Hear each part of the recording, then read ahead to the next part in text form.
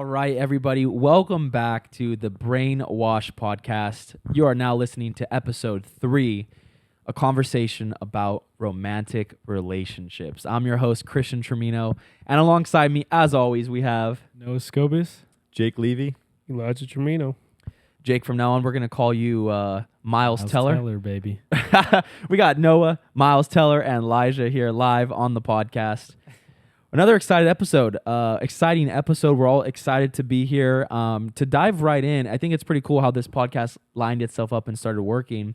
We have about 15 different topics that are in queue for us to produce for you guys on a weekly basis. But after our first podcast dropped, we wanted to get our community involved and started asking them to give us some topics that were near and dear to their heart and important to them.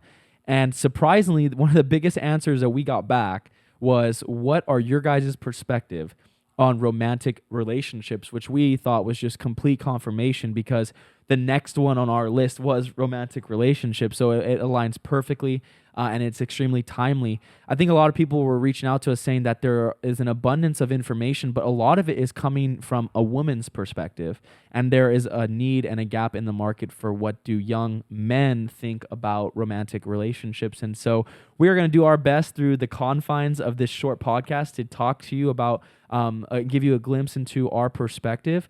Hopefully we can hit something that changes your life.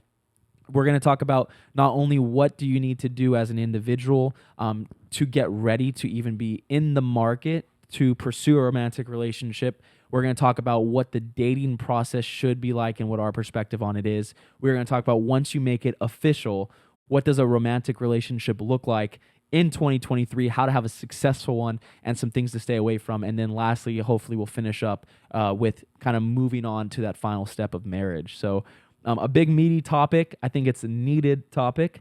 And let's dive right in. I think first and foremost, it'd be cool to give everyone just a quick high level so they know where we're speaking from, kind of what our current relationship status is, and maybe even a quick background on just our dating history in general. So you want to start with you, Elijah? Yeah. I've been in a relationship now for over 2.5 years. July 6th was 2.5 years. And yeah, it's been a fun journey. I'm super excited for the future. It's just been a blessing. She's amazing, and maybe you guys will meet her on the podcast one day. But that's where I'm at. 2.5 years, going strong. And you've had other relationships before. I have, yeah. I've had probably 4 other girlfriends in my life. Not that many, I would say. No, each one's been pretty long, like a little bit over a year. Okay. One kind of shorter, and this one is by far the longest. But yeah, I've had experience in relationships and outside of relationships, so I can probably talk all day on both. Are you what kind of guy are you? Are you like one of the ones that, like, as soon as you get out of a relationship, you jump back in? Is there a healing process? Has there been like a pattern in time between relationships? Yeah, there's usually a good amount of time. I usually I get very like invested in my relationships. I don't date to just date.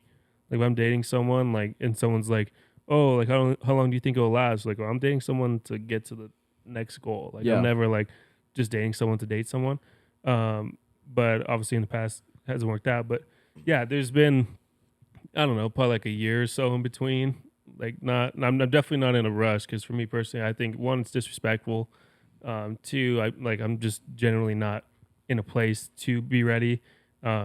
Usually I have bad like coping mechanisms with breakups and stuff. So I usually try to make sure I get back into a healthy place before I'm ready for one. Wow. So.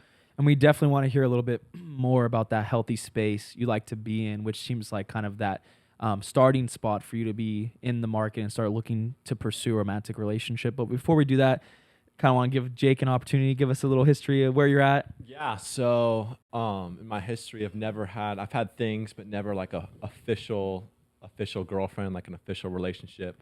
Okay. But currently single. But just here to learn about yeah. I think you represent a lot of potential viewers that, have kind of had those things, like, especially with how weird society is nowadays with labels and what does it mean, and just just the dating culture in general. I think a lot of people, especially in high school, especially right out of high school and into college, and maybe even right out of college, kind of have these things. And they may not know, how to progress it forward if they want to. They may not know if they want to in the first place. So you actually have a very unique perspective that I would love to dive into a little bit throughout this podcast. Totally. And Noah, what do you got? Yeah, so I've been dating for a little bit over a year, and in high school I never really had like an official like I'm dating this person type relationship. So this is for sure my first relationship, and yeah, it's been over a year, and we met when I was 21 or 20. No, 21. So 21. Definitely on outside of high school. Okay, cool. Yeah. So we got one guy in a relationship, one guy who's single and never been in a relationship, one guy who's in a relationship with his first relationship, and then you have me who is single and I've had a couple of girlfriends too in the past. How many? That's a good question. I would like serious ones, probably like. Would you count the one that you had in 8th grade? That's the question. You know what I mean? I at the time I loved that woman, bro. So in high school I probably had 2 to 3 solid ones. I had one like legit one right after high school, and then I just got out of one in February. That was about a year. So I would say like chalk it up, round down, maybe 5. Yeah, you know. So seasoned vet. Yeah, I mean, I grew up with you, so I probably saw around like 2 different girls over. Okay, like girlfriends. Yeah, I just remembered like 2 different girls. So okay, pretty accurate. Okay, can confirm. Got fact check live on podcast. Can confirm. That sounds right. That sounds right. So I guess one cool thing I would love to start is kind of Elijah. I think opened up a beautiful segue. What is a lot of people have questions who are viewing. I think I need a girlfriend to be happy, or I think I need a boyfriend to be happy. I think that my life will be perfect once I get into a relationship. I think I'm ready to be in a relationship. I don't think I'm ready, but once I get a girlfriend, I will be. There's a lot of these questions that I feel like people might be asking themselves as it pertains to kind of stepping up to the plate and saying, I want to pursue a romantic relationship. I think I would love to get all of your guys' perspectives on what kind of mindset you should be in. What is a self-assessment that you should do through yourself, if there is one, or a checklist of some things like, hey, I want to get this in check, and these things in check, you could, segment them by age, segment them by the time in your life, whether you're in high school, college, you're ready to date for marriage. Should you even start dating? If you're like, there's a lot of questions I want to get into, but let's start first on, is there a checklist or some things that you should come to terms with yourself before you even start pursuing a romantic relationship? I got some fire for you. Yeah, go ahead. I'll pass it to you. Yeah. First and foremost, I would say before you ever going to be ready for a relationship is to love yourself first. Bar. Come on. Like and not like in a conceited kind of arrogant way, but like literally being able to wake up in the morning and being like I love myself. I know I love who I am as a person. I love how I'm proud of the who direction I am. I'm going. Yeah, just being proud of yourself, proud of where you are mentally, physically, emotionally, spiritually. Because it's kind of like that analogy you would see like in church where they like have like 2 cups or whatever, and they're pouring water into one of them, and if you don't fill it all the way up, like you can't fill up the other cup. So it's kind of like that. Like you need to have overflowing love for yourself so that you can fill someone else up with love. I think that's definitely very key. And then also like kind of mentioned, just like spiritually being right with God, emotionally, kind of being in a place where you're not bringing in past hurt. You don't have any trauma, resentment still hanging around. Emotionally, mentally. But yeah, just being in a solid place, knowing your morals, knowing what you believe in.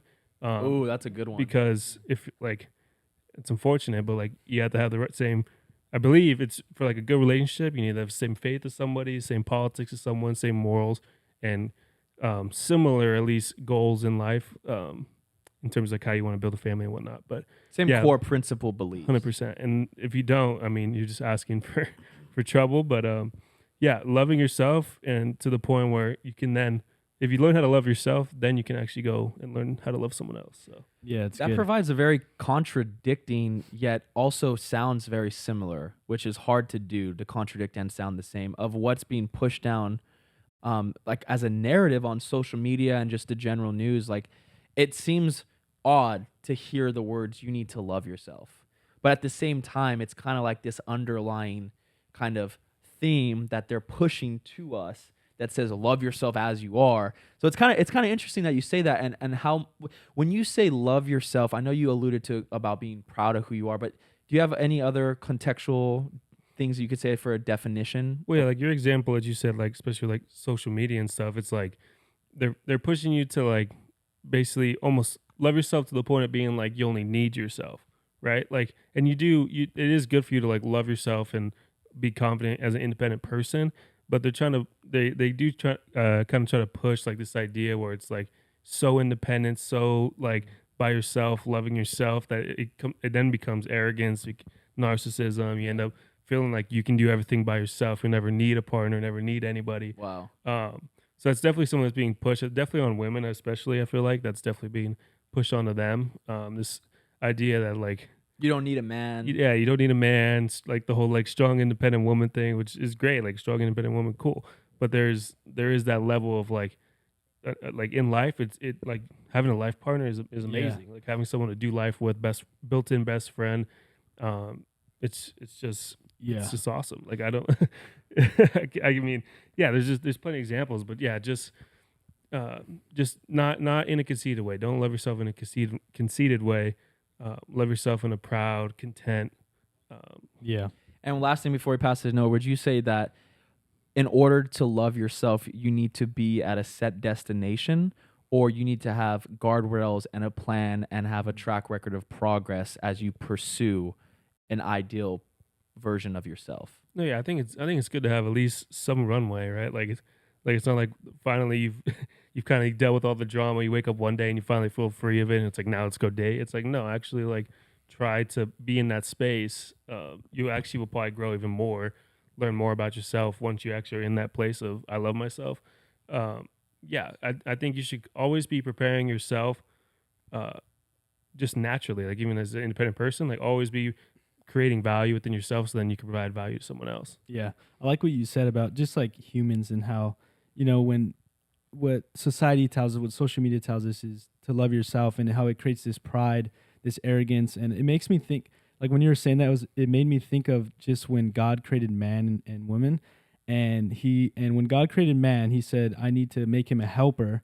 And it wasn't because that man needed that woman, but it was because that man could demonstrate his love to that woman, and vice versa. And it reminds me of what you said about like how you need to love yourself first so that you can pour out love.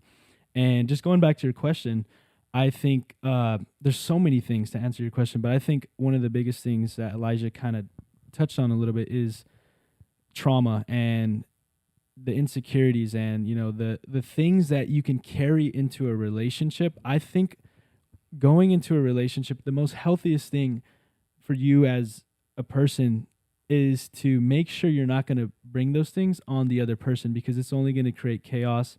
It's only going to leave you in a cycle of you projecting fears and insecurities on that person and vice versa. And so I think a healthy place before going into a relationship, and it could even be practical, like writing down, from past relationships, how did I act? How did they act? Just analyzing it to where you don't walk in the same thing. Because from my experience and what I've seen, when a relationship doesn't work out, it's because there was transformation that needed to happen and it never happened. Whoa. And so when you figure out what needs to be done and the transformation that needs to happen, it's not going to carry into the other relationships. So you'll see relationships where it's like the same thing's happening, and they keep, like marriages, a bunch of like divorces. It's a generational thing that's built up. And it's because there's no fulfillment. There's no love in there. There's no design. They haven't dealt with the problem. You haven't dealt with the root. You're just looking for other people. Yeah, and then they do. Well, yeah, totally. Just to piggyback on what Noah said, was like it's all about the condition of your heart and the desires of your heart too. Yeah. So I think before you go in a relationship, I think it's important to ask yourself, like, what am I looking to get out of this relationship? And then once you look at what your desire is and what you want to get out of it, I think where you're going and who you're looking for just kind of comes naturally. So like if you've been in a past relationship or looking for a past relationship, I think just addressing the condition of yourself and your heart and your mind, and knowing that, okay, I'm bringing this into the relationship. How is this going to affect this other person, this significant other? Is this going to actually uplift them, or is this going to bring them down? So these are Exactly. very important questions that I feel like other people should ask themselves before they're in a relationship, or even for people who are in a current relationship. Yeah. If people want to work it out, which is totally awesome. I'm totally for. Yeah, this is good. I'm like getting revelation just like talking about this. And it just what it does is it slows down like the whole dating aspect. Like it just slows it down, gives you perspective, and allows you to see like, okay, this is what needs to happen, because so like this society and this world nowadays is so quick. Like everything is just like right at your fingertips. Yeah. You just jump in a relationship Wow. and it just it leads. Well, I think you chaos. guys, I think it's so cool how you guys naturally, without knowing, kind of direct the ship that is this conversation. And I think that a lot of things that you guys are talking about that I want to highlight on because of its importance in the romantic relationship realm, but also in pretty much everything in life, is kind of this idea that you guys are talking about, which is healing and self-healing. And I feel like what you guys are saying, and it's something that I've had to go through in my own life, and I mentioned this on the very first podcast, which is the best day and perhaps also the hardest day is when you realize that everything in your life is your fault or in your control, because it requires you to look at yourself and say, wow, like I'm responsible, but I have the power to change it, which is why it's such a freeing day and why it's such an amazing day. And I think that what a lot of people don't do, I just want to touch on this real quick. A lot of people will leave a past relationship and they won't have that look in the mirror conversation. And I feel like there was one time in my life where when I was probably like 17 or 18, I got kicked out of my house. And the reason was because I was just like extremely disrespectful. But at the time going into that season, I thought to myself, it was 100% my parents' fault. And I realized that was rooted in actually this narcissistic ideology that it was impossible for me to make mistakes. And I started during that maturing process, the Lord walked me through this idea of find the thing that you did wrong and stop looking at all the things that they could have done differently, and change yourself and identify the things in your life that you could have done differently. And then use that as your guide and your navigation to say, I'm going to get better on the things that I can control so that I no longer have to worry about me being part of the problem. And I think that really opened my eyes. And I think that that's a transferable skill and asset that people need to have if they're not in a relationship right now, as kind of a starting point to have a conversation and say, am I fully healed? Because I think when you're fully healed, you then represent a human that's 100%. You represent a human that is whole. And I think that that is a prerequisite to getting into a relationship, is being whole and 100%. I want to talk about really quick before we move on to the next subject, that process of inner healing, as I would like to call it. Does anyone have a take on what that first step is for identifying things that you could have done differently so that you can start working through that inner healing process? Or is there anything that they need to do from the level of forgiveness that will unlock the inner healing required to move on into the next relationship? Yeah, it's good. I think you said you said something that was so powerful, and it was like the look in the mirror type moment and identify what you can change. Mm-hmm. And I think that right there is where the transformation happens. And I think you said this on the last podcast, but it was like when you're about others and you're focused on others and you're loving others, the world is just a better place. And I feel like that can be like a foundation for healing. I think a foundation for healing, and what they might say is it's not about the other person. It's about you. It's your transformation, your change. No matter how hard it is, no matter how many times they mess up, we have the opportunity to be transformed. Yeah. So Because I feel like I just dissected the two things that are needed for healing, which is one, the identification of what you could have done differently and the process of working on that. And then the second thing is forgiveness and letting go of and forgiving that person who may have hurt you. Yeah, totally. And I think like for some people who have been in a previous relationship that wasn't perfect, that might have had bumps and bad things that happen along the way. I think that's life. I think in this life you're gonna go through relationships that aren't perfect. You're gonna go through great relationships. You're gonna go through relationships in between. But I think what's good is before you get into a healthy relationship, addressing what you did wrong in the previous relationship. Yeah. And I think the number one thing I saw was ownership. Wow. Hey, in this relationship, sometimes there's there's still like maybe a broken bridge with that person. And then sometimes in the situation, what I've observed is like sometimes not one of the parties want to come together and be like, hey, this is what I did wrong in this previous relationship. I'm sorry. And I just want to let you know that I know we're not together any. I mean, it's so funny because I haven't been in a super serious relationship before. But still go there. So I can't believe I'm talking about this. But it doesn't apply to a romantic relationship. Yeah. I'm actually going to apply this to relationships universal. Wow. So back to what I was saying. Hey, I'm sorry. I was immature. I did this wrong. I miscommunicated to you. I just want to let you know that it was I take responsibility for my actions, and for the part that wasn't me, I forgive you, and I just want to let you know that I love you and I want the best for both of us. Wow. And then actually making that connection, healing on your side, but the other person's side, and then making sure that relationship is healed, so that when you move forward, those strings aren't going to affect your next relationship. Wow. You know what I'm saying? Yeah. Yeah, I think forgiveness is huge. It's like an analogy is almost like someone got hurt in a past relationship. Now there's an open wound, and you've kind of said like a matter of being whole. Now there's like this hole in them that is wanting some love, protection, something to fill that hole, to fulfill the need that they didn't get from the person before.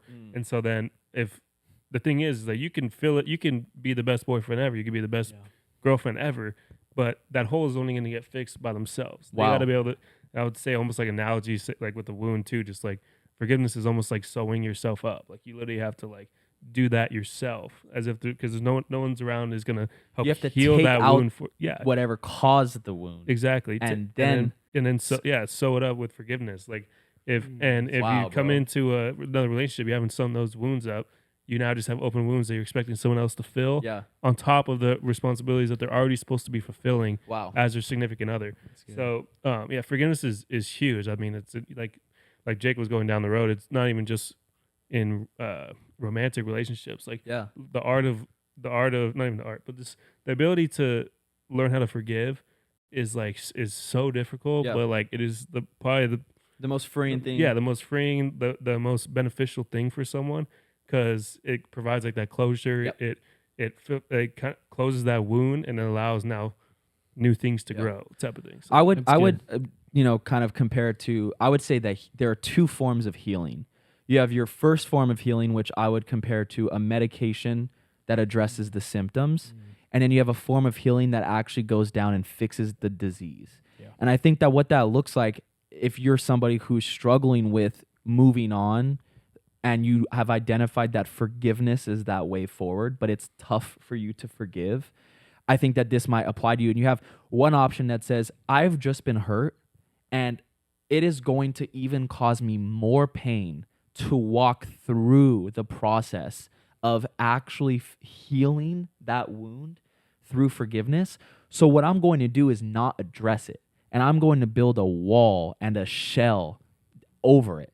And I then don't have to worry about it in the moment, which is a form of escapism and a form of protection, because it says, I don't want to feel pain. And I think that's a fair emotion and a fair thing to say. So what they'll do is they'll build this protective wall over their open wound. And what it happens is then when they move on into their next relationship, they push people away from ever getting to that area. Wow. And what's unfortunate about it is true love comes from true intimacy, and true intimacy comes from true vulnerability. And you will never be able to experience true intimacy, which is the root of true love, if you have a wall or a fortress or a defense mechanism around an area that you have not fully healed from. And so what happens is either you'll push them away, and we've all been or seen relationships where they're pushing somebody away who doesn't deserve to be pushed away. And that is you offloading past hurt onto your current relationship. Or you'll run into it and all of a sudden their attack will come out, and they'll attack or they'll push out or they'll lash out as a way of protecting themselves. And it's not even like they're doing something wrong. They're doing something out of survival. But I feel like they have an obligation, and the place that we want to all get to, which is that place of maturity, is saying, wait a second, I know I'm hurt right now, and I know it's probably even going to hurt more in the short term if I go through the process of actually healing, which is looking at that person who hurts you and saying, I forgive you. and I love you, and I'm going to let you free of the trap that I think I have you in, but I'm actually the one trapped. Yeah. I'm going to forgive you, and it's going to hurt at first because you got to go through it again. Yeah. But it creates lasting healing, Wow, which that's gives powerful. you confidence as you move forward into your next relationship to say, this person isn't the one that hurt me, and I'm healed now. So now when they come back, they can walk into a place that was previously wounded, and I know that it's healed, and I won't take my past traumas out on that individual. Yeah, Christian, I just have a quick question for you. Like, for the individuals listening or watching that might be in a position where like they've been in a relationship before and they've been hurt in that relationship and they're scared or nervous to get into another relationship because they don't want to be hurt again. Like, I know what really resonated with me was like the people who've been hurt, but they barricaded their hearts, they barricaded their minds, where they can be in a relationship, but the relationship is very superficial. Yeah. And then once they get to that point, which is inevitable, where they're like, you get down and you're like having a deep conversation with them about like, hey, what's, I'm picking up something in your heart, like around it when I spend time with you, like, do you want to talk about it? Is there something going on? And then it ends in that attack. Like, what would you say, like, to those people? Like, what was like a good solution for, I don't know, maybe a route of healing or what? What would I recommend for the person who has been hurt, or what do I recommend for the person who's now in a relationship? Okay. That's a good question. I think it's easier said than done, but it comes from a place of realizing that you need to move forward in life and that you need to forgive the person that's hurt you. And ultimately, when you think about it, and this is why I feel like in my pursuit of truth, every time I pursue truth, I land on Jesus. And it's because only through him are you shown the blueprint of how you should live. And what an amazing teacher he is, that he uses your own relationship with him as the birthplace for teachings, because when he teaches you how to treat others and shows you your own life, it humbles you to say, wow, even I've needed forgiveness. And so what happened to me is when I was a narcissist, and because if you think about narcissists, essentially think they're God. When I was in that perspective, I thought I was untouchable. I thought I never did anything wrong. And so if I never done anything wrong, I never need forgiveness for anything. I'm perfect. So why would I forgive somebody else? They're just not as good as me. And then I was humbled by my relationship with Jesus, and he showed me time and time and time again where I have fallen short, and he has forgiven me every single time. And then he gives me that power to look at somebody and love them through the act of giving them forgiveness. When you get down to the root of it is, you have two, even at a practical level, you have two options. You either pursue forward in your life with that area of your life barricaded, and you're saying, the potential of me being fulfilled and satisfied by someone who actually knows how to love me in that area is not worth the potential pain that comes from the risk of somebody hurting me again. And that is at a core, it's a protective mechanism, but it's also more negative leaning than positive thinking. I'm someone that says, I may get hurt again, but I also could find true love. And the good version of something is always better than the bad version of something. Absolutely. Does that answer your question? Yes. Does that help a little bit? Yeah, it does. I also do want to talk really quick, and then we'll transition it on. I want to talk real quick about what you can do as the person who is in a relationship with somebody who has tried to move on, and even may have, but still has these thoughts or is still a little protective over that area, or needs more time or somebody to be gentle, and what a man's role in that is. And I want to get open and vulnerable really quick. When I was a kid, I was very, very, very scared of the dark. And I also, there were things that happened. Our house got broken into. I saw my dad get robbed in front of my front lawn. Elijah was there. I've had a ton of demonic oppression from like dreams. And in my house one night, I remember I would wake up, I'd run to my dad, and he would ask me what I would be scared of. And I would tell him, like, I would eventually be able to communicate the idea that I thought that there was something there. I thought that there was something there, but there wasn't. And so what he would do, one day I woke him up and he grabbed my hand and he walked me through every single room of the house. And he opened up every single cupboard. He opened up every single closet door, and he opened them and showed me that there was nothing in that door to be scared of. And I would go back to my room and I'd feel peace. A couple of days would go by and I would start thinking there's something behind that door again. And I would wake up, I'd run to my dad, he'd grab my hand and he'd walk me through every single one of those doors. And he told me, I will not stop grabbing your hand and walking you and showing you that there's nothing to be scared of behind that door until you realize and know and believe that there's nothing behind that door and you can move on. And I didn't know at the time, but the Lord was teaching me how I could deal with women who I'm in a relationship with, who are struggling from past trauma. Like, it's a hard thing to say you won't date somebody if they have even an ounce of trauma. We're human beings. We got to learn how to love people, and some things may come up, you know? Yeah. And so I think it's your responsibility as a man to hold your girl's hand and walk her through every single door of your house. Open those doors and show her that there's nothing to be afraid of until she believes in her heart that it's true. And then she could sleep sound at night. And that sleeping sound at night looks like complete trust, which leads to intimacy, which leads to vulnerability, and it leads to a deeper relationship. So I think that there are things and tools that you can do if you're the one that's gotten hurt, and there's ways that you can be gentle and show love to the person who is hurt if you're the one that needs to step up and be a leader in that relationship. Wow. Dang. Yeah, Well, that's thank you fire. for Go sharing, ahead. bro. Yeah, that was fire. Incredible. Yeah, that being in that situation is definitely difficult. Like being the one who's like in a relationship with someone who's struggling with that. I know it's like cliche, but it's like literally just telling them like I'm gonna continue to show you like what a good man is, what it's like to be in a relationship with someone who loves you, who takes care of you, who has your best intentions in mind, and you just continuously show them. I think we all have things, right? Like men might want like a certain level like respect or honor or loyalty, whatever. Women might want more of like more intimacy, more vulnerability, more like communication. Like you just gotta figure out what's your partner needs, and not like your partner's always gonna need something, right? Like none of us are perfect, so if that's something your partner needs, that's what you need to learn how to provide them. I think it's also good for yourself too. It teaches you to like, because I can see how it can be like super frustrating to be like start to get angry at her or to get angry at the person that did that to her or whatever. So it's almost teaching you like you forgiveness in the process of her learning forgiveness, like wow, that's to forgive cool. I didn't her think for what's going on, Yeah. and to forgive the person before. Because I mean, who knows where they are now? Maybe they walk with God now or something. Yeah. But it's like a two-edged sword where it could be difficult, but it's character building as well. You're learning to forgive yourself. Even like if you get angry at that person, you then have to forgive yourself. Yeah. You have to learn how to forgive her. You learn how to forgive the person that did it to her. So I think it's a constant, just like almost, it's almost like not a good for you, but it definitely builds your character, builds your integrity as a man to be able to continue to show someone that through all that. So. Bro, that was like the perfect answer, honestly. Wow. Honestly. Or write a book. You said like everything spot on. I think it's like like you said, it's character building. You're learning so much.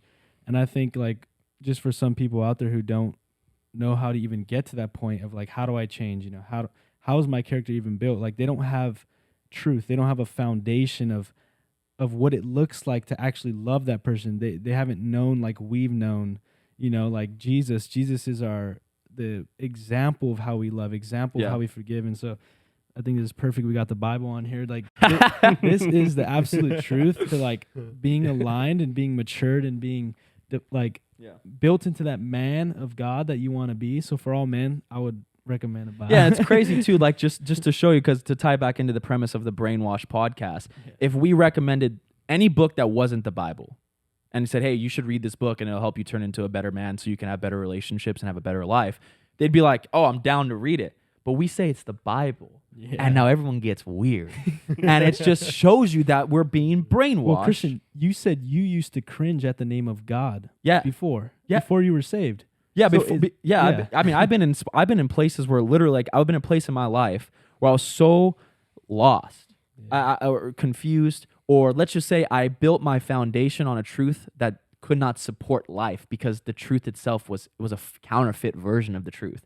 The only truth that I've ever built my life on that has withstood every single thing that life can throw at you is the Bible. Yeah. So that's why I build my life on it, because there's like, I mean, I've read a lot of books, bro. Like, trust me, you should see my library upstairs. I got like 100 books, every self-development book, every self-help book, and none of them, unless they are rooted in biblical principles, were ever able to withstand the hardest punch that life threw at me. Oh, yeah. You know what I'm saying? So, I mean, yeah, there was a point where I was cringing at the word of God.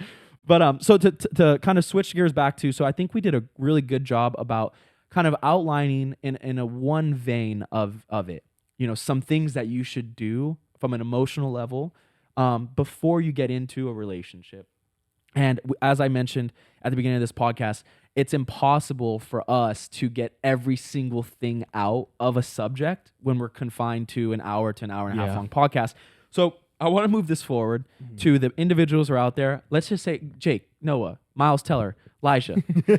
I've done everything you said. I'm ready to go.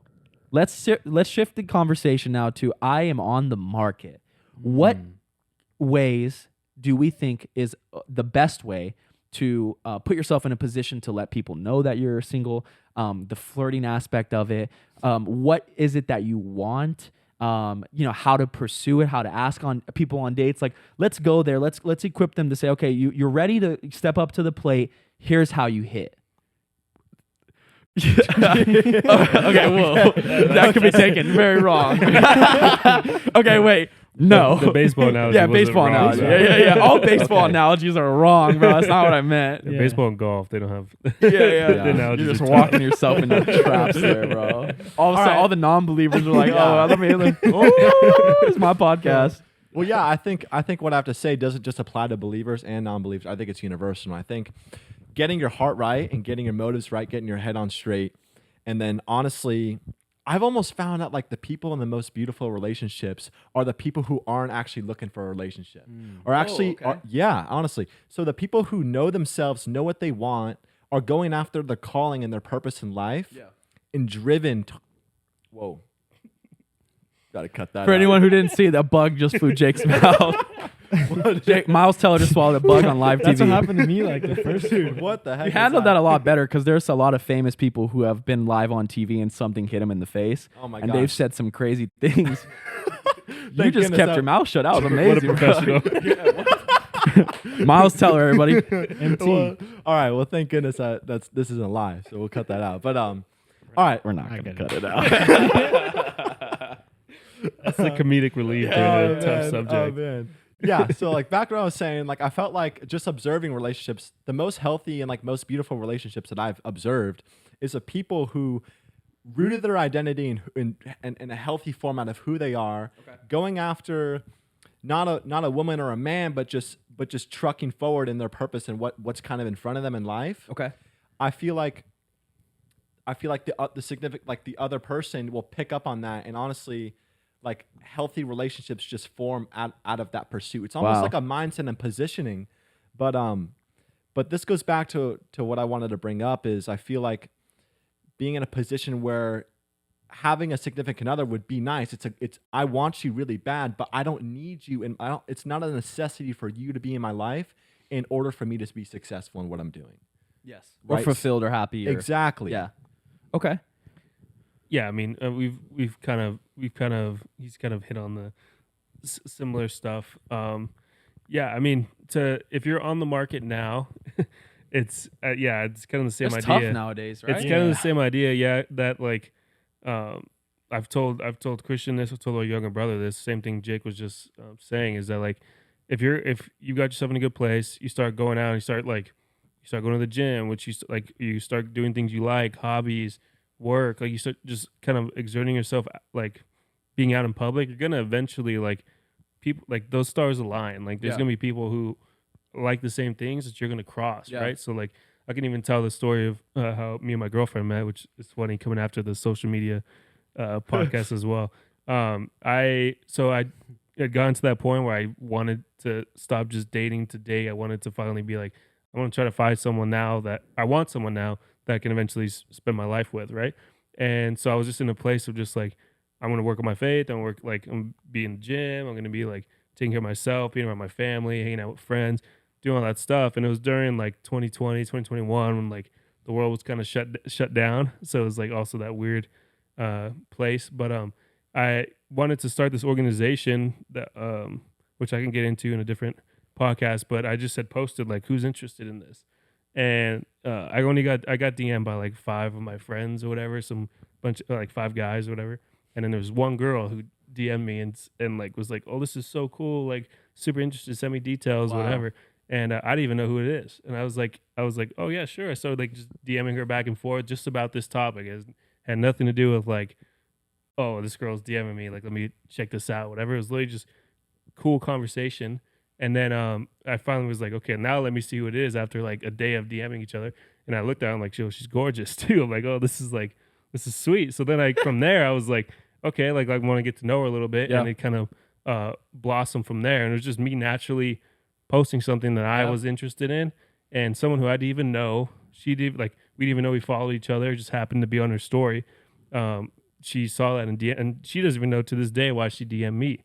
She just is like, oh, that's cool. I don't even know who this is either, but this sounds cool. So stuff like that. I mean, obviously that's like a very rare instance, but you will find people. Well, the specificity of that instance is rare because it's unlikely that exact thing happens to somebody else. But the generalness of it is something that I feel like I've personally walked through, in that same principle or formula of pursuing your calling and having people be placed in your life who are going to supplement you on your path to your completion. For sure, yeah. It's just like that idea of like I was just doing what I wanted to do, and that someone came around who was also into that thing, and so it kind of blossomed from there. But if you're new on the market, like at the end of the day, if you've built yourself up to be someone who's like of high value, who can provide, who can protect, who can be a leader, emotionally, spiritually, like that person, I honestly feel like what Jake was saying, it's like that will just naturally happen. You're going to be putting yourselves in environments that will lead to that. Yeah. And once that happens, it's almost natural. Like you'll find you can still be like on the look. I know some people like to still like be looking around, but just keep it more natural, I think, is what ends up being the best relationships. Yeah. Yeah, that's good. I mean, everyone's story is different to, how they're going to hop into a relationship. So I love that you shared your personal experience, right? Because like I said, everyone's is different. And so I think you hit it on top of the head, like, building yourself up, pursuing your calling, pursuing your destiny, working on yourself. I think when you're looking, it takes you away from kind of what we talked about, like loving yourself, right? Like actually loving yourself, actually being content with yourself, building yourself up, all the essential things that a woman is going to want. And so I think, that's like the foundation. I think we can all agree that's a foundation. Yeah, I mean, I want to definitely get to the more practical level and not speak so much abstractly and like comment on some things that I know people are going through. But I mean, to that doesn't change the fact that I agree with everything that you're saying. I think ultimately when you're on the path that God has called you to be on, it is inevitable that you are going to be in rooms that he wants you to be in, and you are going to have these divine encounters.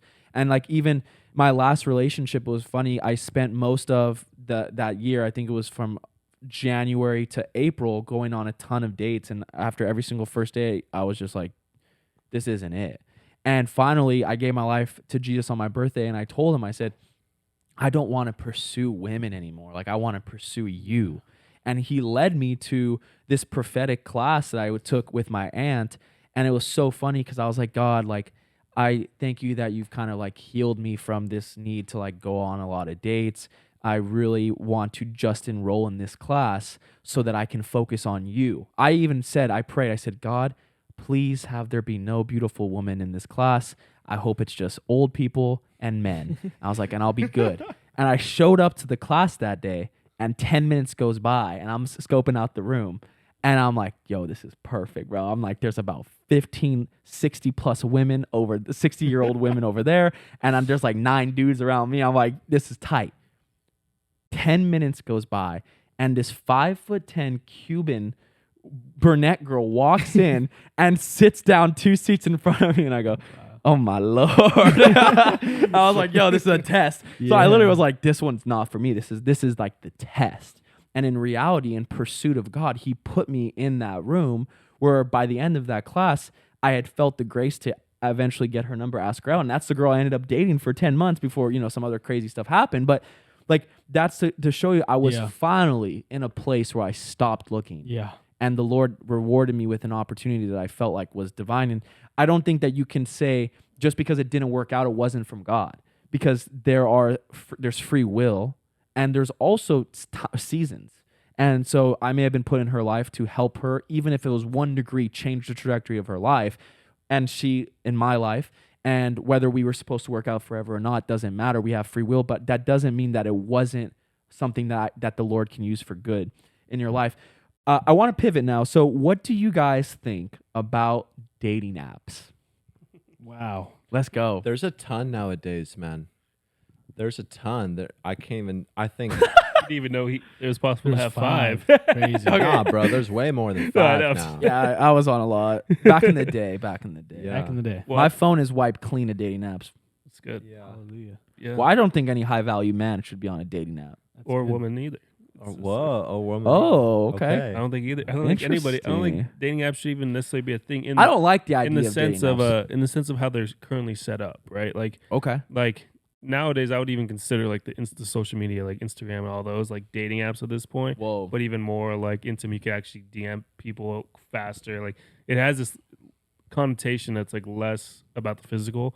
So like dating apps literally take you back to like the barest most primitive, root, the barest root lustful- of just Yeah. like of lustful, of just like superficial attraction to somebody. Yeah. Well, I think that's what people are looking for when they're on a dating app, Exactly. right? It's, So it's like before you go on a dating app, it's like, what am I looking for? Am I looking for just like a one-time weekend thing, or am I looking for yeah, it's I don't hookup know, like culture. yeah, It's hookup exactly. culture. Exactly. yeah. So that's obviously why they So exist. yeah, I mean, Not, yeah, not for all cases. That's not universal. A little disclosure, but yeah, but it just even if someone's used it properly, like I still don't, and it's worked out for them. Yeah. I still don't think it's necessarily a good thing, right? Because Yeah.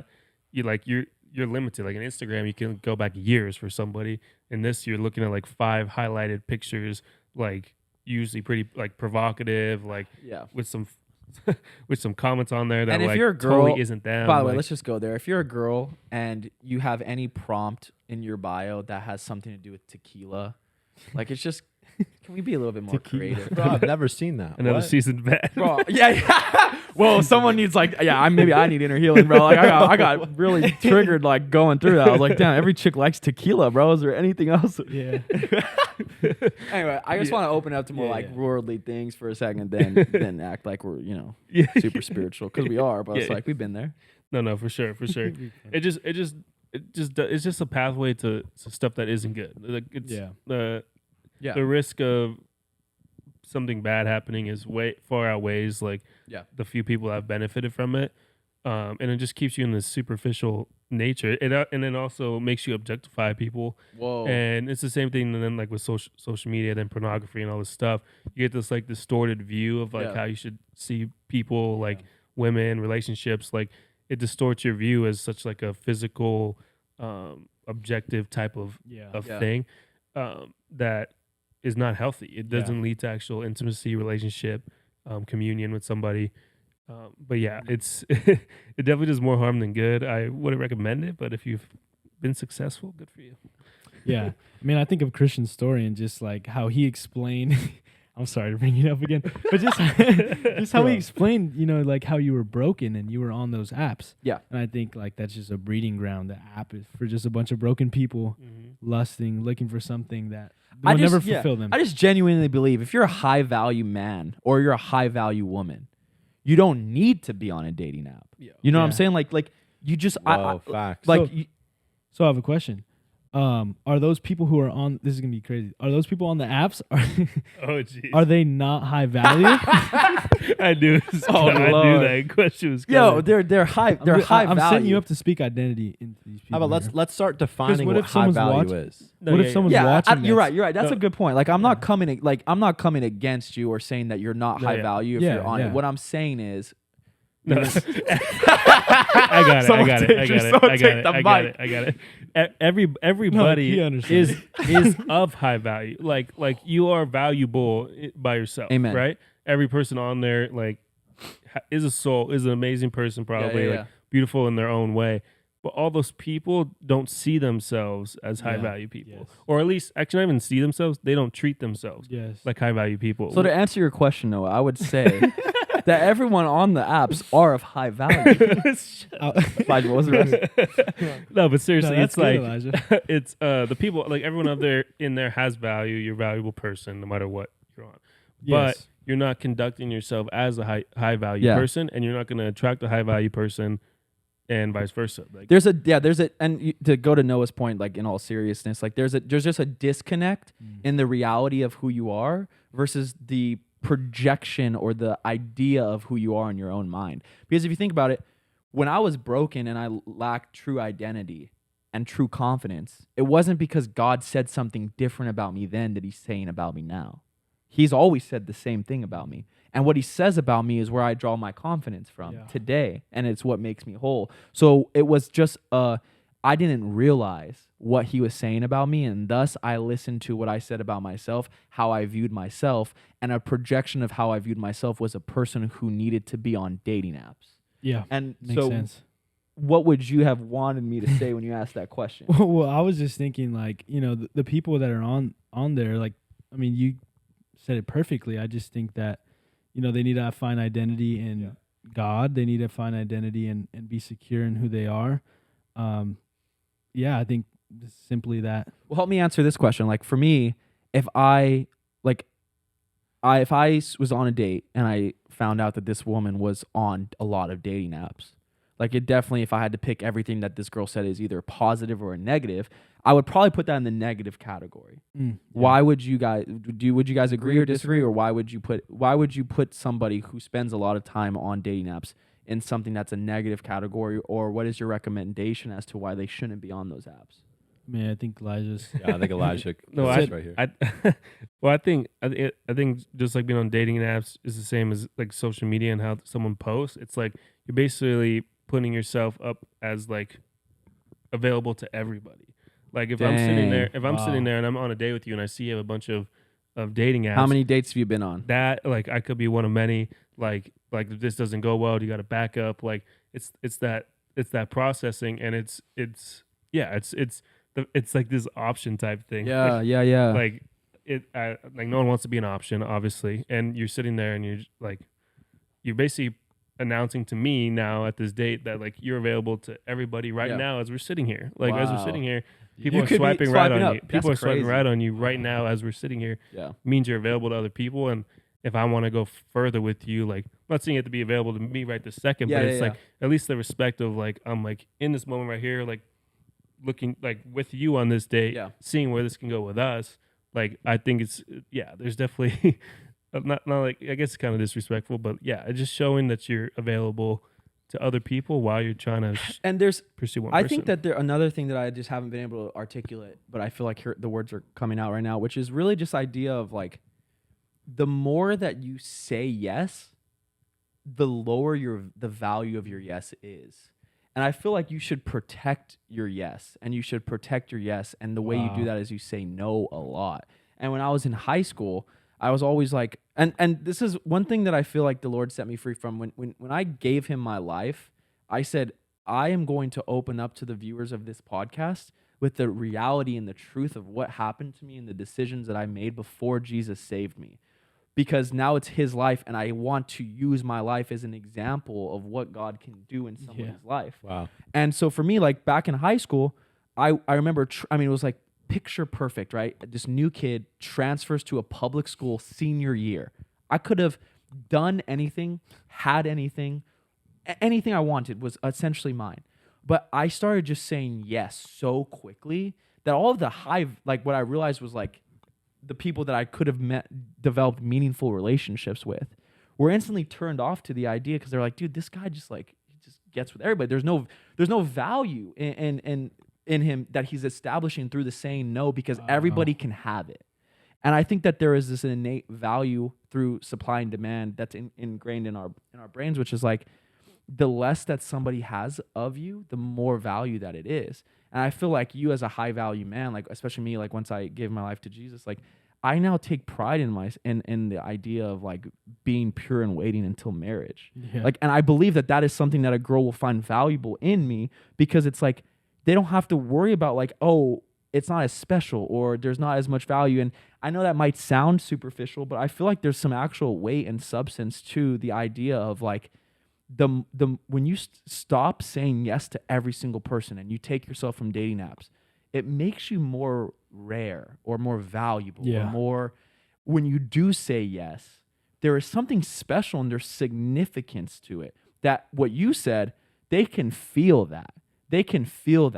So does anyone? Well, I think the right person will have a radar for it. Yeah. right? So I think depicting on who you have those conversations with and who you're engaging with, the right person is either gonna have a radar for it or not gonna have a radar for it. Yeah. For obvious reasons. Yeah. Yeah, I mean, I've seen like, yeah, it's that like I was literally gonna say like radar too. Like people can actually tell like what you're looking for just by looking at you, right? Wow. Like obviously, like I went to college, right? And like you go to bars and stuff, and the guy who's just like kind of chilling, like kind of minding his own business, like just hanging out, listening to music. Girls fly to that. They're like, oh, he's not like begging for me. He's not coming after me. Like Yup. he seems like he's confident. Yeah. Like they gravitate right towards that. Then they see the guy who's out here trying to dance with everybody, try to talk to everybody, Even try to if buy he's everyone good a looking. drink. Yeah, they're still Yeah. just like, oh, dude, like That's gross. yeah. It's like that, and they know like he doesn't have to do too much. They just know what he's looking for. Yeah. And it's like that radar. Like if you're walking around with like that, with like a confidence, you kind of know what you want, Yeah. know what you're looking for. You like people can see that, and it's Wow. very obvious. Wow. That's good. So before we move on to now, we have successfully gotten ourselves into a relationship. I just want to kind of bridge those two different areas a little bit better by communicating. Let's just say you maybe real quick. We don't have to get super into it, but like real quick, you know, you've progressed in your relationship with a woman through dating. How do you eventually move the conversation to, hey, like I really want to be exclusive with you. I want to be official. I want to make you my girlfriend. What are the conversations that you should have before you get into a relationship? How do those conversations need to look before you get into a relationship? All with the understanding that once you step into the realm of relationship, you're dating to marry. What are some things that cannot proceed past that line? What are some things that might be able to be worked out? And what are some things that are like, oh, that's cool? Yeah, I think a big one is like obviously having like a legit conversation, like, or it could even be on the more casual side, but throughout your time of kind of like talking before dating, like you're slowly like kind of gaining information about them, like when you guys are out and about or whatever, you're asking about their family, you're asking like what they're into, like if you want ask them to come to church with you on Sunday, like you're kind of like gaining knowledge of like who they are. Can we back up real quick? Because you just brought up a good point. What's the purpose of dating? I think you already started to hit on that, but I just wanted to box this conversation to like, okay, so this is part of the things that you're trying to figure out while you're dating. What's the purpose? You just started. I didn't mean to cut you off. No, you're good. I mean, honestly, I think dating is almost more just like a cultural thing now. Like, I feel like there wasn't like a dating period like back in like high school. like well, not even that, but it's like even like back in like biblical times and stuff. Like it's not even like went That was there. like when there was arranged marriages. well, High stuff school, like he's that. like, I'm no, not being no, like back when arranged Jesus was marriages, on but like the whole idea of dating. Like I think it's good to kind of like be exclusive with somebody, kind of learn how to be exclusive with that person. But I do think people take it to extremes. Like people will be dating for 10, 15 years before getting married. It's kind of like renting without buying type of thing. Dang. And it's like there should be a limit on how long you're dating someone, because the goal is to marry that person. Yeah. What are you waiting for? You know. Yeah, there's no reason Yeah. to be like super exclusive if you don't see a future with that person. So I think it's definitely something to consider. But yeah, I even forgot like the first part because you No, changed the sorry, question. sorry. No. But you were explaining. You were like during the part of the dating process, you're getting to learn her. Yeah. Making sure like your values are aligning. You guys believe in the same things, like we've said.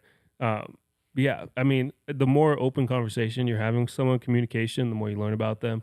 You definitely have to ask them like some serious questions, like when you date, like the same question you're asking me, like when you date somebody, do you see marriage Yeah. after that? Like, what's your value of marriage? Yeah. Like, I know some people might get turned off by it, but like, how many kids do you want to, like, where do you want to live? Like stuff Yeah. that you might not even have figured out right It now. shows that you have an intention behind Exactly. this phase in which you're proposing to move forward in with your woman. For sure. And a big Yeah. one too, I think, is families.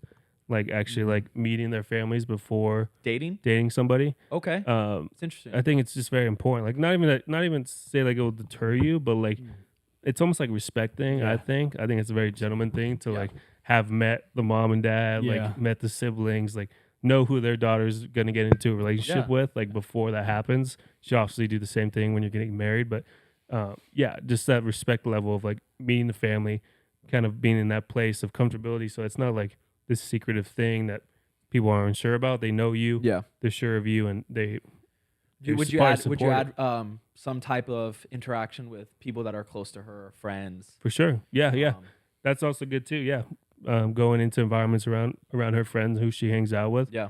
I found those conversations super cool because, like, a lot of my girlfriend's friends, like, they'll be like, so like, what do you like about her or whatever? All those questions, and I like the first one's like, I'm like, she loves God. That's my favorite thing. I'm like, she loves her family and all like the good qualities, and then I'm like, she's beautiful too. That's a kicker, but but all like all these amazing qualities about her. She's hilarious. She's intelligent. She's adventurous.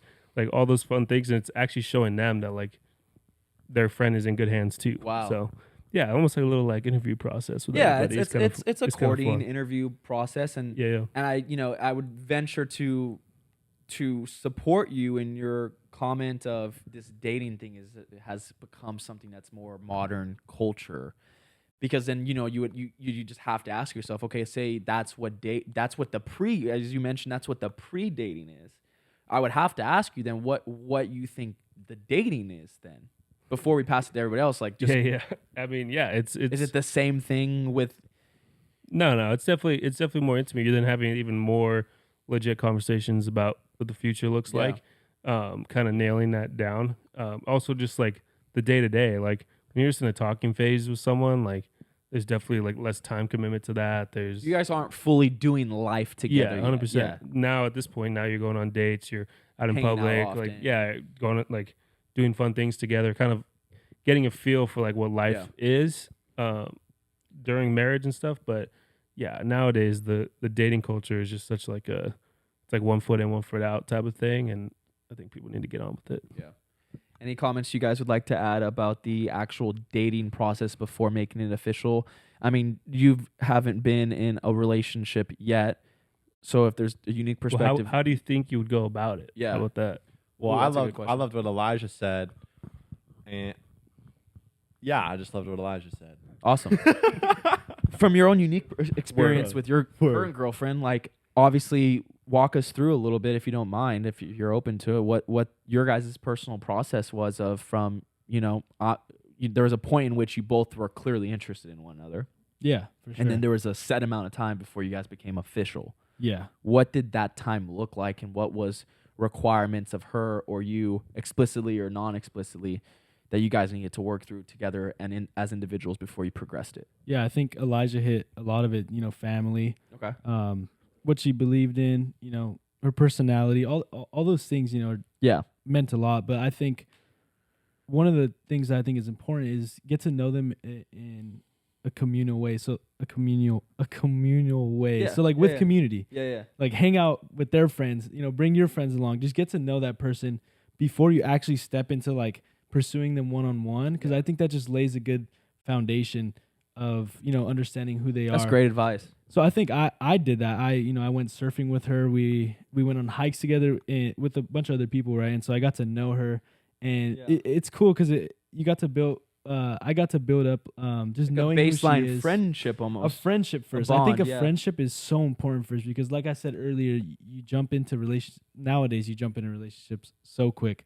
So I think, pursue friendship first, and then as you start to, get those feelings for that person, Yeah. then you want to take them on the dates. You want to take them on the one-on-one dates, and then it gets Yeah. serious. I mean, like the cool thing is like these are all they're probably rooted in something that's similar from a perspective, or an opinion or a suggestion or a word of advice. But I don't know if all of us would 100% agree with every single thing that individual is saying. So it's cool for the viewer to have Yeah. kind of a couple of different flavors, so you don't hear an echo chamber of 4 things being repeated 4 different times. But when those things are repeated, then you know that it's like it probably is true if 4 people are saying the same thing. Yeah, right. So I want to move on to now, with the few minutes that we have left, I want to talk about the actual context of a relationship. Once you're in a relationship with somebody, and then also we could even tie in marriage if we want to, about, kind of what the roles of a man is in a relationship, what the roles of a woman is in a relationship, maybe in your own opinion, the time frame that you believe is okay. Obviously, everything's a case by case basis, but kind of the general time frame. I think people want to know what the time frame is of how long have I been dating them to when do I propose to them. Obviously, none of us are married, but that doesn't mean that we can't provide our opinion on this subject. So, who wants to go first? You have just asked a girl to be your girlfriend. She said yes. You have the butterflies. Everybody who is pessimistic will tell you, you guys are so cute. Wait until the honeymoon phase ends. You laugh and you walk away saying, baby, this honeymoon phase ain't ever ending. And then you're with another girl in a year, or you guys are still dating. You know, there's so many ways that this can go. Elijah, you have a girlfriend now for 2 years in January, so it's 2.5 years. Wow. That's amazing. You're at the age where marriage is talked about. Elijah, I'm not going to put you on the spot, obviously, but 2.5 years, mid-20s. I mean, it's like a perfect storm. Yeah. This is where I'm going to. No, I was kidding. Gets on one knee. No, but that is conversations that are had. Yeah.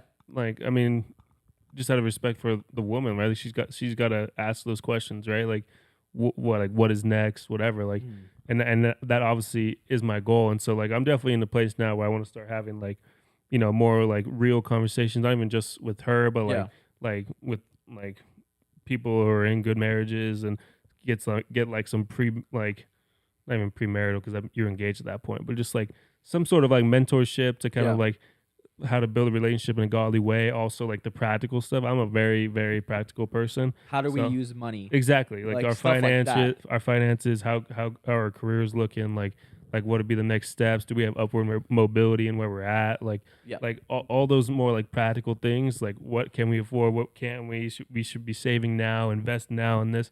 So I'm definitely in the place of having those conversations, and I think like once that groundwork is laid, I mean, you kind of gotta go to the next steps at that point. Yeah.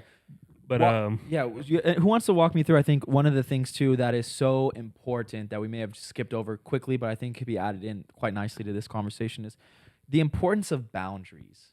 I think that there should be a level of boundaries, not just based on my convictions and beliefs as being a believer in Christ, but even if I wasn't, there should be boundaries that you set that are off limits, that are reserved only for marriage.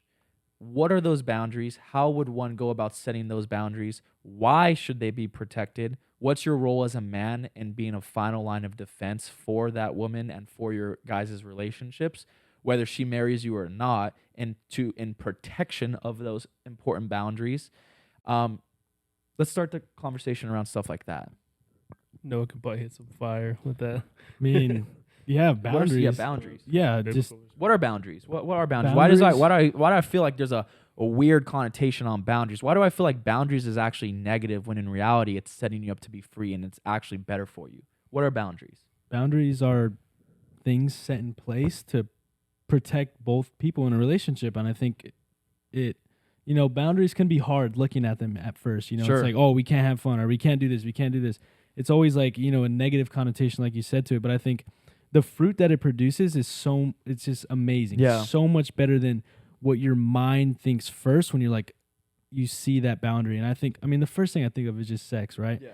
Like, I think of just a relationship that, you've had for a while and you guys have always had sex. Like, yeah, there's different things you can look to in marriage, like finances, like building a family, having a house. But I think that, I think sex is built for marriage, for just the greatest and deepest intimacy. Yeah. And it's something that the Bible talks about a lot. And I think an amazing boundary is protecting, that.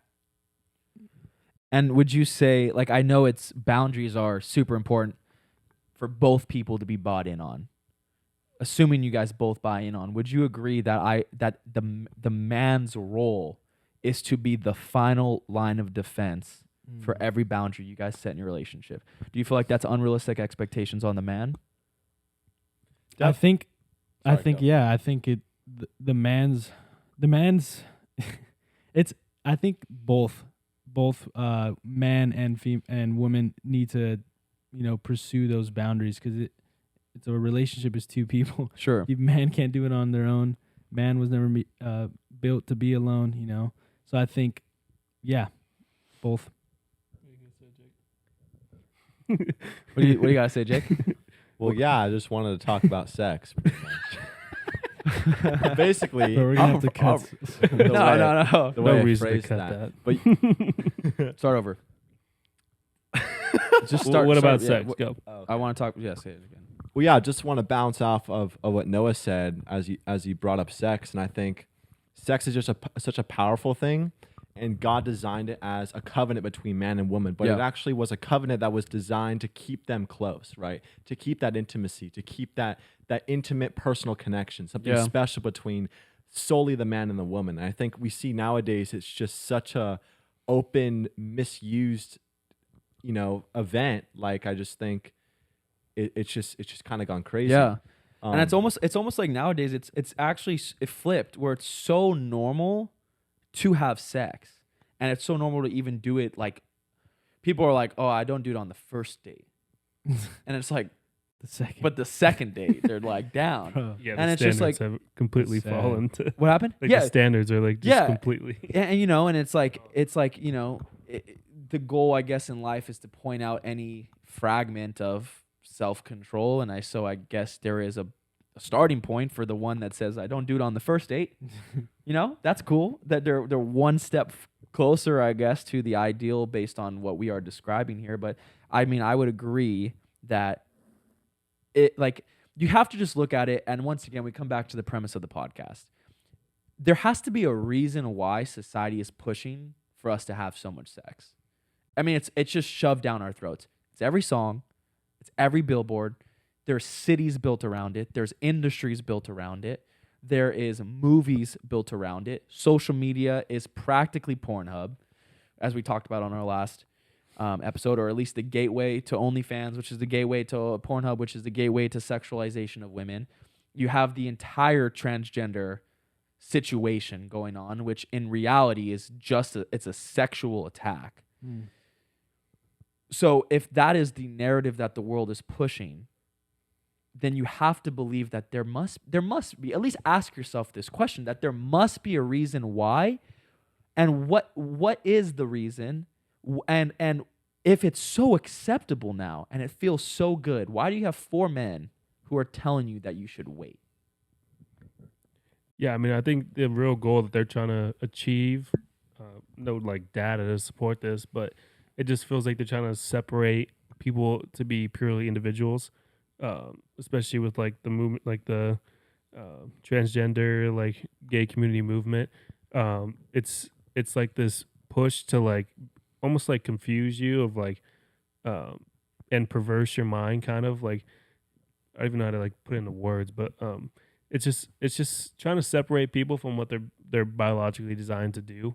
And when you're doing that, you're separating couples, which then separates families, which then has a ripple effect throughout society. Wow.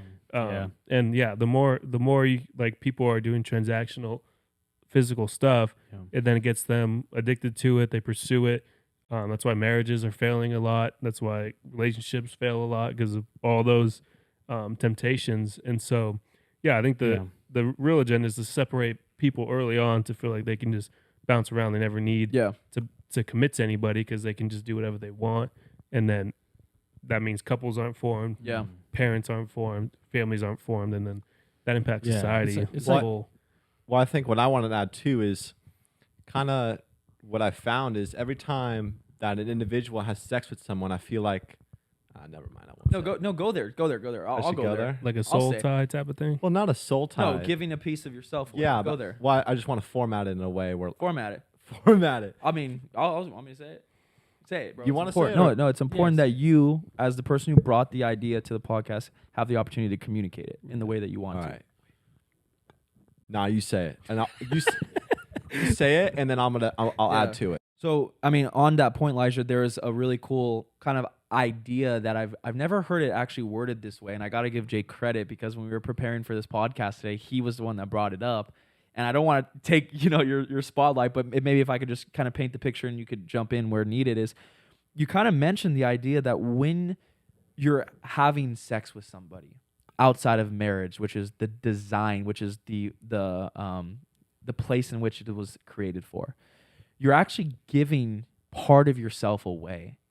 And what you mentioned was so beautiful, was if you meet somebody who's had sex with so many people, they've given so much of themselves away that it's those very people that are kind of lost and they don't even know who they are or what they have value other than to just keep giving themselves away. Like, I thought that was so cool. Is there anything you want to add? Did I not say that correctly? No, that was perfectly said. And yeah, so that's just something that, I've discovered, and I've just, from the information that, I've collected and observed, it's like, I feel like when an individual does have sex with someone, like they give a part of that a part of yourself to that person. Right? Yeah. So it's like, what part, like, There's almost nothing left. Yeah. Like, at the Yeah. end. Is that what you're trying? And how much of that person are like, how much did they give away, but how much did they receive from other people they literally Good too, yeah. had sex with? Like, wow. How much of that is actually that person, that unique Yeah. person? Wow. Mm-hmm. Because sex is powerful. There's Bible talks about soul ties and just how powerful soul ties are, like positive soul ties. But then you have the negative. The devil wants to distort whatever God makes. Wow. So we see the negative soul ties with that sex creates, and I've heard it even say that like you get what that person struggles with. So if it's like someone struggling with anxiety, you get their anxiety, you get their demons, basically. Yeah. So it's crazy. It's something to think about. And it's it's just the craziest thing too, because if you really peel back what it is that we're trying to say, I don't think you can possibly listen to this podcast with an open mind and think any one of us four is saying sex is bad, you shouldn't have sex, sex is evil. All of us are saying it's actually something that is so beautiful, and it's a gift, and it's something that you have the privilege of sharing with your partner. But like almost everything in life, there is a time and a place and a reason and a season for you to engage in that action. Yeah. And all we're saying is, if you truly love somebody and you truly are pursuing dating for marriage, and you truly want to give your best to that person when you step into marriage, and you truly want to walk in all of the blessings that are promised for the covenant and the recipients of the covenant that is marriage, we're just offering and recommending from our own personal experiences that you should try building a relationship on the boundary of I won't have sex with you until we're married. Yes. And this is why we can't look to society and social media and movies and other celebrities for what the standard is, because everything they pump out, everything they push out, it's always going to leave people unfulfilled. And through our experiences, it's left us unfulfilled. And so I think that's just a huge point. It's like, don't look to society. Don't look to what celebrities are doing and what media is pumping out, because it's not true. It's not. And it leaves you empty. And the very design of these vices is these things are self-fulfilling prophecies. For when you have sex, you feel good for a second, and then you feel even worse and empty and confused, and you feel dirty and you feel ashamed. I've had friends who like aren't saved, aren't Christian, never been in the church say, I feel guilty after. I feel ashamed. Why would they feel that without being? Right? Because it's innately in who Our they nature. are, our nature, to have that sort of sense of good and evil. And it's like, then the only way you get back is you're like, I need to have more sex, or I need to drink more alcohol. And so you have a problem, and then you fill it with a vice outside of where it was intended. I mean, sex and alcohol is obviously two different things, but the principles of it, you do it and then you feel worse after, which makes you want to do more of it in higher dosages. It's kind of like what you said about like just saying yes, yes, yes, yes. Your value is just being lowered and lowered and lowered.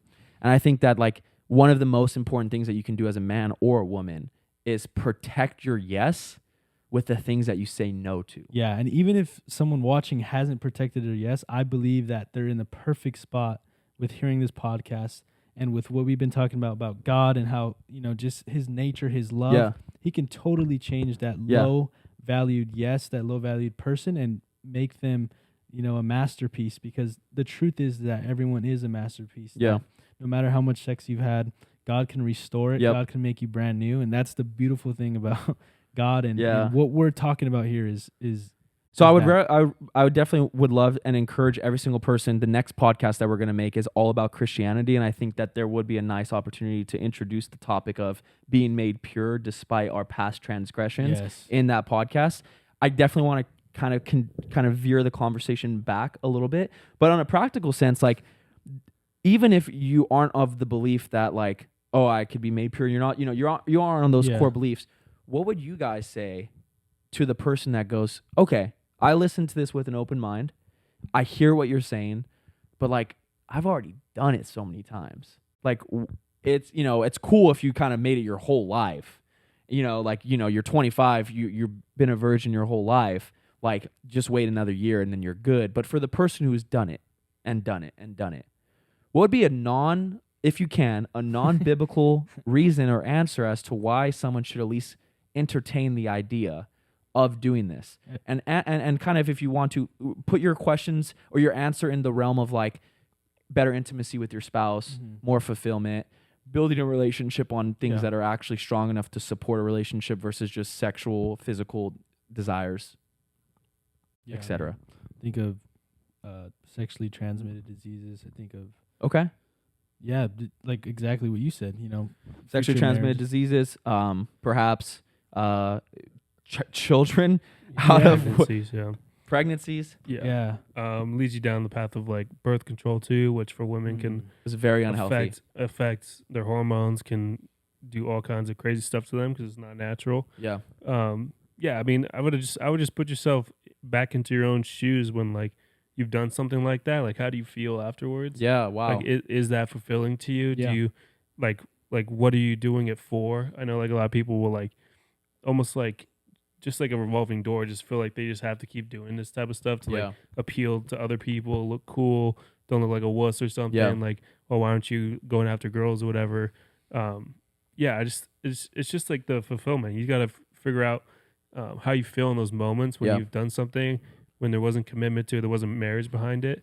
And also realizing that, say like you said, like you've done it a bunch of times and there's someone who hasn't or whatever, realize that like, just because they haven't done it a lot in this, like done this in this area, doesn't mean they don't struggle with something else. Yeah. Like, doesn't make them like a purely better person than you because you made mistakes in the past. Like, they can easily fall into it eventually or something, or you can totally like revitalize. Like looking at yourself as if you're worse or better than someone because you've done this, like, is where you also get into trouble too. I feel like realizing that not everyone's perfect, that might have been your struggle, theirs might be something else, and being able to like love yourself again, full circle, like going back to loving yourself and realizing that I'm not perfect, but can always push myself in a direction to try to be, And it's never too late to start too. I would 100%. love to. I just see this analogy in my head that, like, if you were on a plane and you didn't know it was going down and you didn't know it was crashing, and through this podcast episode, you've been enlightened and a window opened up and you saw through the clouds and you realized that this relationship that was built on having sex before marriage was going down to the ground. You don't have to say, I'm already going down, I must stay this way. Like, so I want to empower you and encourage you that if you feel convicted that, hey, maybe this is the way, but your current relationship hasn't been structured that way, and you're a man, then I encourage you to be the leader that you're called to be in your relationship and have a sit-down conversation and say, I know this hasn't been the way in which we've been conducting ourselves in the past, but this is the way that I want to move forward. And you need to have your own level of discernment with how your significant other responds to that. Obviously, right up front, it's going to feel like you are taking something away from her, and there is going to be innate friction. You're going to have to, like everything in life, you guys are going to have a couple of conversations. You're going to have to work through it together. You're going to have to outline the positives, and you're going to have to focus on the reason why you're doing it, because the reason why you're doing it is the only thing strong enough that will get you past the amazing feeling that you guys are experiencing in the present moment. And ultimately, as a man and as a leader, like, you have to be willing to say, if I believe what these guys are saying is true, and I've approached my significant other, I've asked her to move forward in our relationship down this path, and she is just refusing to do it, I just hope that you have the courage to get out of that relationship and pursue another relationship. And I think a lot of people too, one thing that we haven't talked about, I feel like we're probably wrapping up. I feel like we did a pretty good job going through some things. But one thing I would love to talk about too is, like, we've all gone through relationships where we thought this was the one. We love her. We built our life with her. And we're very scared of the idea that there's even life outside of her. And so what happened is the fear and the anxiety of the unknown of a life without the girl you're with sometimes will keep you in a relationship that you know you should get out of. All of us have probably been, you and me for sure have been in past relationships. You've never been, and this is your first, so maybe you haven't. But for us, do you have anything to say to the person that's thinking, my life is going to end when I break up with this chick? And kind of walk us through your own healing process and the realization that there is life beyond it. And I'm not encouraging breaking up. I'm encouraging pursuing building a strong relationship. But if that is the way forward, do you have anything that might help these people? Yeah, all that would mean to me is two things: that before the relationship, you didn't come to a place of loving yourself, or during the relationship, you taught yourself to not love yourself. Yeah. Like leaving a relationship where you feel like life won't go on or like everything's over, you're not going to find anybody again, is because you've now put your identity, you've now put your worth into that relationship. Yeah, wow. And now that was stripped from you, you now don't feel like you have that worth, you don't have that value anymore. It's just a matter of knowing your worth, knowing your value. Yeah. That my value is like, it's like the price of gold. It's like, it's never going to change. Yeah. Like it's not going to change with someone or without someone. My Yeah. value, my worth, what I can offer someone. Obviously it hurts and it sucks and there's a healing process to that. Yeah. But no, you actually end up, I think, way better. Like, I'm not saying break up with anybody, but you end up in a better place. You guys both do. You've learned the do's and don'ts. You've learned what Yeah. you like and don't like. You learn how to like cope with things. You learn how to heal, forgive, like Yeah. we were saying in the beginning. It's a huge learning experience, and there's always like obviously the cliche is like the grass is always greener. It's like even if you don't like, I don't know, you will be all right. You always will be all right. You just have to continue to have that value within Yeah. yourself. Yeah.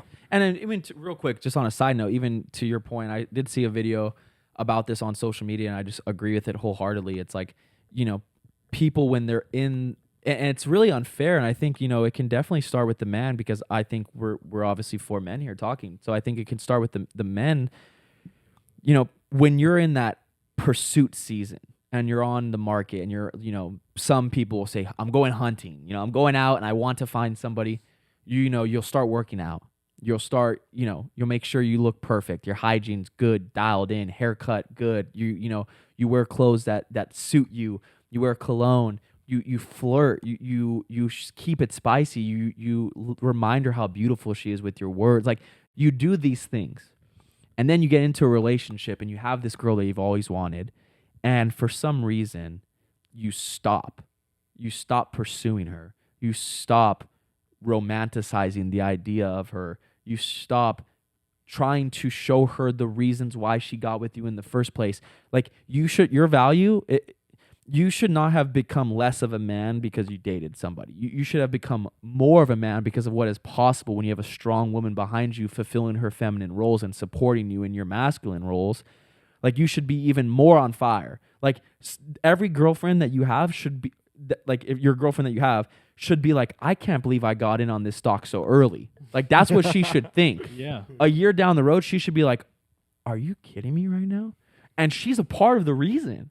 Like, Yeah. as a man, like, she yeah. is a part of the reason. But So then, good. to Elijah's point about watering, green, blah, blah, blah, like, you'll do all this stuff. Then you'll get out of the relationship. And then during the relationship, you'll stop doing it. Then you'll get out and you'll start again. Yeah, that girl wasn't. It's like, how are you going to shortchange someone that you spend time with?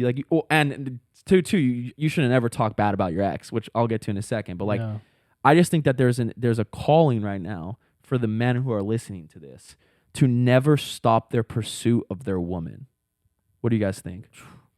For sure. There's like this big YouTube podcast, and one of the guys on there, I'm not going to say who they are and all that, but he was basically saying how he he was all dialed in, working out, good, healthy, whatever. Started dating his girlfriend, and he like gained a bunch of weight, started drinking more, smoking more, whatever. And he's like, finally looked myself in the mirror one day, and I was like, this isn't what she signed up for. Yeah. Like she, Amen, bro. Like she Wow. signed up. She signed up for this in shape guy who was adventurous. Who like had ambition. He like was all these good things. And then now that the pursuit is over, I just fell back into this place of complacency. Wow. She didn't sign up for that. Like she should be getting at the minimum that. Yeah. And then obviously, like you said, more. Well, it just shows you like that I think is one of the core characteristics of what separates boys from men. Is like boys need something outside of themselves to motivate them. And like a man is somebody that says like, I'm going to continue to pursue a better version of myself. Like obviously that's like a calling that I feel like God has placed on your life to pursue. So I don't mean like something inside of you, but what I mean is like your pursuit of a woman should not be the ceiling of the performance or the life that you have. Yeah. And once you achieve that woman, then you just become average. Like, you know what I mean? Like that should be the starting point of now you say, wow, if I got this far by myself, what can I do with somebody who's supportive, who is literally as a gender was created perfectly for to supplement the gender that I am in a pursuit of us eventually becoming one thing. You know what I mean? And so, do you have any comments on that? Nah, that's good, man. That's good. I think that's a No, good spot. sorry. But what I think too is like, I love what you said. Like there are men that, pursue, they get themselves ready, get in that relationship, and then find out somewhere throughout the relationship, they kind of stop pursuing because they feel like they might got what they wanted. Yeah. Or they get comfortable, Wow. right? But I think how it should be Which is why, real quick, why relationships built on sexual desires never last. Because you'll eventually get what you want, and then you'll just throw it. You guys will throw each other to the side, and that's why I believe it's one of the things that is impossible for substantive, sustainable relationship. Well, there's no longevity in that structure. There's no longevity in those passions, Beautiful. right? So I think I'm going to go back to what we were talking about at the beginning of the podcast was when a man gets right, when he gets his heart right, when he gets his mission and his purpose right, when he knows what he's going after in life, I feel like the woman is going to edify and actually uplift the man into his God-given purpose. Wow. Right? So I think as a man, like, putting your woman in her feminine energy and you in your masculine energy, as a man having the nature obligation to provide and protect, and as the woman as the nurturer. Yeah. I think it's a beautiful setup, and I Wow. think that's actually God's design for a man and woman relationship. But yeah, so just having a man just fixated on his God-given purpose and his drive on life, him just trugging towards that, and I think just the woman's going to come in, and all she's going to do is edify him and support him in that drive, in that chase of purpose. Yeah, and this is a good note for women too. I saw this this pastor. He was preaching. He was like, "He who finds a wife finds a good thing," that Bible verse. But he elaborated. He was like, "Did you hear that?" He's like, "He who finds a wife." Like, so he's like, so he didn't say he who finds a girlfriend. You're not looking for someone who's a girlfriend material. You're looking for someone who's wife material. Yeah. And that's what your pursuit is. And obviously there isn't like necessarily a verse directly the same as men, but it should be the same thing. It's like a woman should be looking to find a husband. She's not looking for a boyfriend. She's not looking for a boy. She's looking for a husband.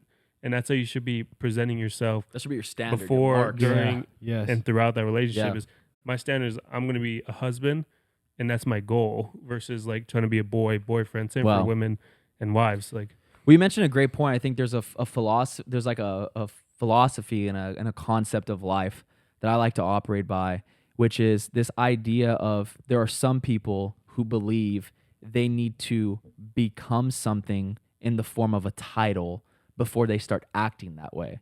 And I'm of the belief that you act before you become so that you may become that thing. And so to Elijah's point, I think it's like a lot of these men nowadays need to stop acting like boys until they become a husband, because then they're never going to, like, they just won't become a husband. You guys need to start acting like the men who, if today you were a husband, you would be able to walk perfectly in lockstep with that. And you need to act that way before you're ever even a husband, because then you will become that thing. And I think, similarly to other areas of life, you need to act like you're like, not like act in the form of pretending to be something, but to do the habits of. That's the definition of act that I want us to use.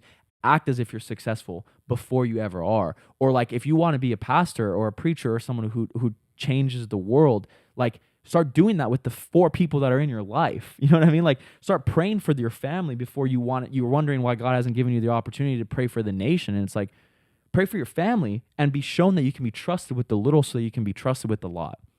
So before we close, 2 things. I want to give everyone the opportunity to explain kind of their closing thought or what their definition of a healthy, none of us are married, so we can, only speculate or say our opinion, blah, blah, blah. What you guys think like a healthy, ideal relationship between man and woman is. But before we close with that, one thing that we didn't talk about that I want to talk about really quick was this idea of expectations set on one another. We did mention it slightly when it came to healing and how healing presents you as a whole thing, and that once you are a whole thing, you are better suited for a relationship, because if you're less than 100% and then you get into a relationship, you're going to put unrealistic expectations on your partner to fill you up to 100%, which I don't believe is right. And so I definitely want to talk really quick about the importance of setting proper expectations on your partner so that you don't ever feel like she is failing you in areas that she was never supposed to satisfy you in the first place. Does anyone have any comments on that? Yeah, so this was a video that I saw, I think it was on social media, and I think it was a pastor who said this, but in a relationship, he emphasized it wasn't one party or 2 party both give 50%. It was each party gives 100% of their willpower and their all and their everything. Wow. And out of that, each party giving them 100%, that's where success is, right? So I really like that. Wow. Concise and perfect. Just dropping the bars, yeah. Concise. Yeah, I mean, you have to That's a good realize what like actual expectations are. Like, there are just some like impossible expectations to meet, but there's also a certain standard that shouldn't go below either. Yeah. Like you should be getting love, respect, attention, quality time.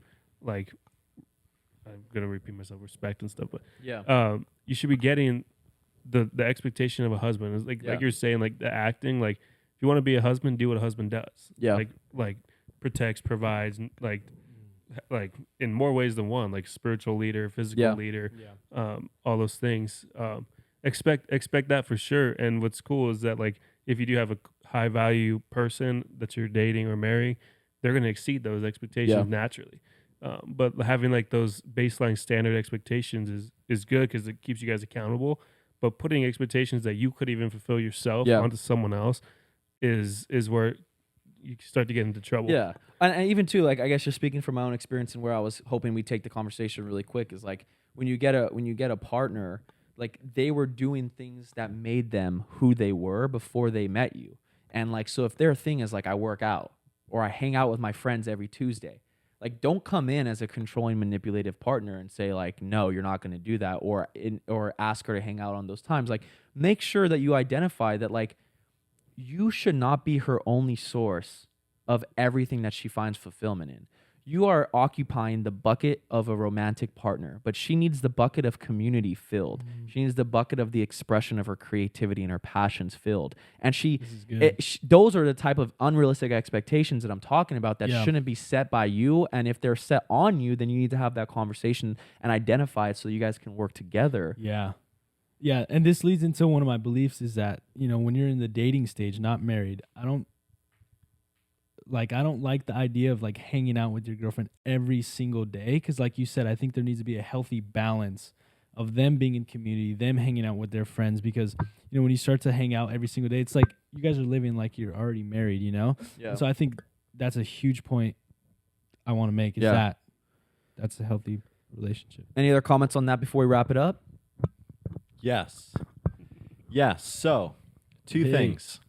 1. List them out. Let's go.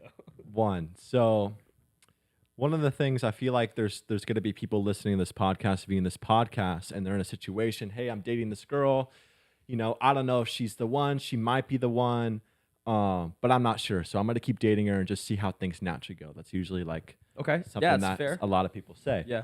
And I saw this video of Steve Harvey, and Steve Harvey just laid this bar so simple and clear, and it just resonated with me so well.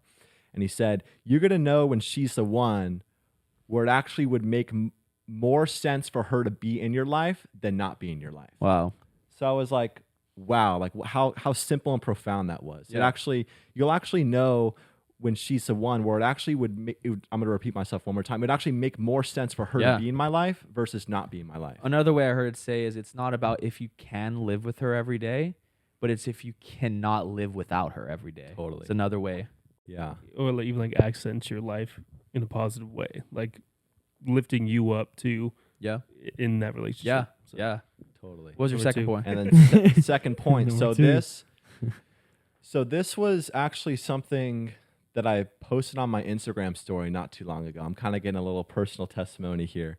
Yeah. Let's but, go. You know, I was, you know, in my room, just hanging out in prayer, and I was brought to my mind. It was like I was reading the Bible, and let me restart because I got to do the whole story. So something that's been on my heart really, like just lately, that I really wanted to share is as I've just been growing with God and walking this life with God, and as you know, I've been, you know, quite serious, you know, I don't know, maybe the past year or so, really taking this serious. I began to realize that God really has a better offer for you. Wow. That God has a better offer in your life. God has a better offer in your workplace. God has a better offer in your friend group. God has a better offer with your spouse. And it was something that was so heavy on my heart that I actually posted on my Instagram story, because I was like, this is such a profound message that for so long I was experiencing all these things, and I was like, is this really it? Like I was Yeah. doing all these things Yeah. that just I still had a hole in my chest. I was like, is this really it? And I Yeah. just, as I began to get light in my heart, I was like, wow, God really does have a better offer. So Wow. if you're listening to this, or you're watching this right now, and you are living life and you're like, wow, I just feel like I have this gut feeling like there's more to life. Like there's more excitement, there's more fulfillment. God has a better offer for you. Wow, bro. Come on. That's beautiful, man. Seriously. Beautiful way to close. Yeah, Attaboy. seriously. So, guys, this is another episode of the Brainwash podcast. We're so honored. If you made it this far, thank you. We know we're not entitled to your time and attention, but we hope that in exchange for that time that you gave us, we provided back to you some value that you can see some real practical use and application in your life, ultimately making your life a better place and thus the world a better place. Obviously, every single one of us here realizes the importance that a woman can play in a man's life. And I feel like the world is such a better place when women stop trying to be men and men stop trying to be women, and they really start to embrace their true identity, women and their true femininity, and men and their true masculinity, and work with one another in perfect harmony as you pursue marriage, which is ultimately becoming one with that person and accomplishing something so much bigger and so much better than you could have ever accomplished alone. If you liked this video and you like this podcast, please show us the love by subscribing, by liking, by commenting. We are very active with engaging in your comments. So if you have a specific question as it pertains to your life, we would love to give you some one-on-one feedback in the comment section. Let us know what you think. Share this with all of your friends, and tune in next week for episode 4 of the Brainwash podcast. I'm Christian. I'll see you guys later. Later. Bye. Later.